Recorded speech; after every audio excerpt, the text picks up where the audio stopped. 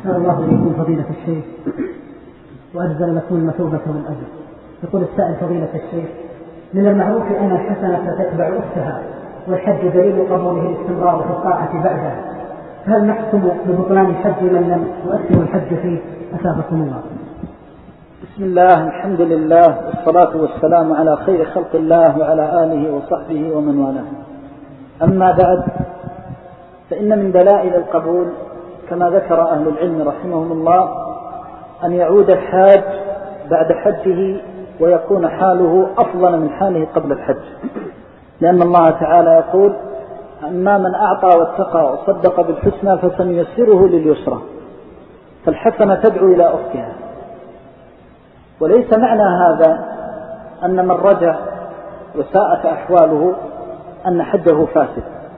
لم يقل أحد من أهل العلم بهذا، إنما هي دلائل ظاهرة، والصلاح والفساد قد يأتي بأسباب وقد يأتي بعوارض، لكنه ليس هو الدليل القاطع على القبول أو عدم القبول.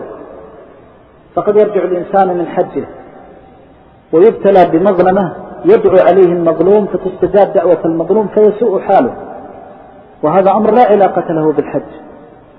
وقد يكون من أفرح الناس في حجه ويرجع بقلب صالح، ثم يريد الله عز وجل له هذه المظلمة وتقع من شخص ويبتلى بها.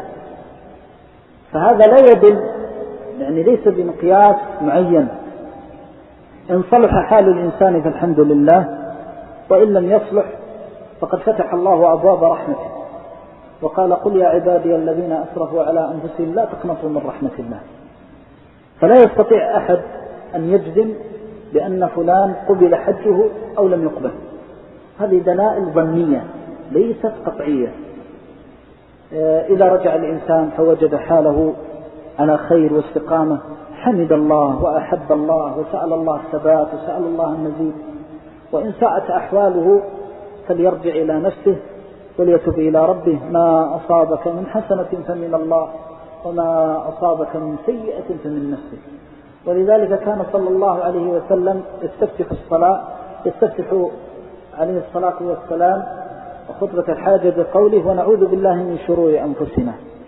واستفتح صلاته ووقوفه بين يدي ربه فقال: اللهم باعد بيني وبين خطاياي كما باعدت بين المشرق والمغرب. قد تكون هناك ذنوب قبل الحج فيها مظالم للناس، وهذه المظالم لا توبة منها إلا بردها إلى أهلها. وهذا أمر ليس بقطعي في الدلالة على، بمعنى أنه لا يحكم بفساد الحج.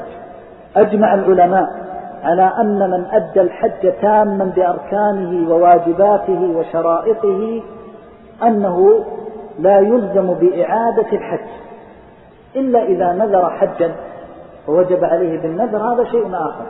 أما الأصل أنه قد برئت ذمته وسقط عنه التكليف بلزوم الحج، هذا بلا إشكال فيه.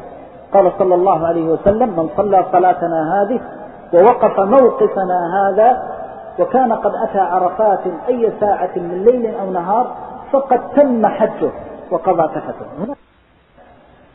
المسألة الأولى مسألة الصحة، صحة العبادة، والمسألة الثانية مسألة قبول العبادة. فرق بين المسألتين حتى يزول الإشكال. الصحة تسبق القبول. أول شيء يصح العمل، وبعد صحته يكون القبول. فكل عمل مقبول صحيح، وليس كل عمل صحيح مقبول.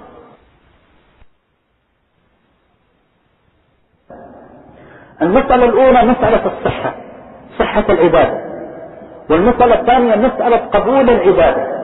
فرق بين المسألتين حتى يزول الإشكال. الصحة تسبق القبول.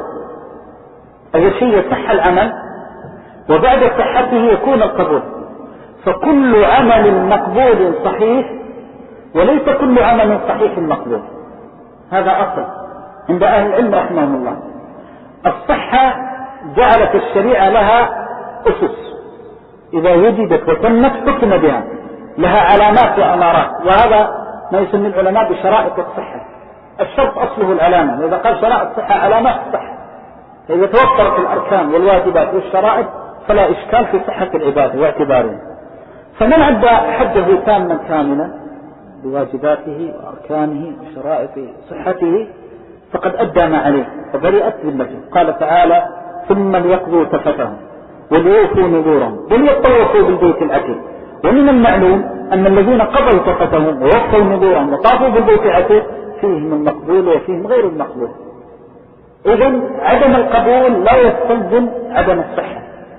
ولو أن شخصا مثلا في الصلاة حتى تكون الصورة أوضح، لو أن شخصا توضأ واستقبل القبلة وتوضأ وتطهر من النجاسة في ثوبه وبدنه ومكانه وتطهر من الحدث وتطهر من الحدث الأصغر والأكبر ثم استقبل القبلة كما أمره الله ثم كبر وأدى الصلاة بأركانها وشرائطها تامة وسلم، وكان في ذلك اليوم عاقا لوالديه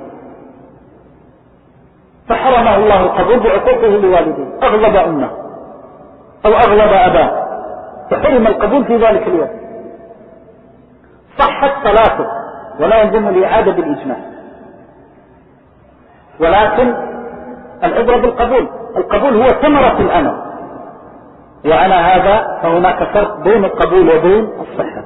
كون الحج مقبول كون الحج غير مقبول لا يستلزم المطالبة بإعادة الحج، وعليه فإن القبول مرتبة فضل وليست بمرتبة فرض يدور عليها اعتبار العمل وصحته وعدمه، والله تعالى.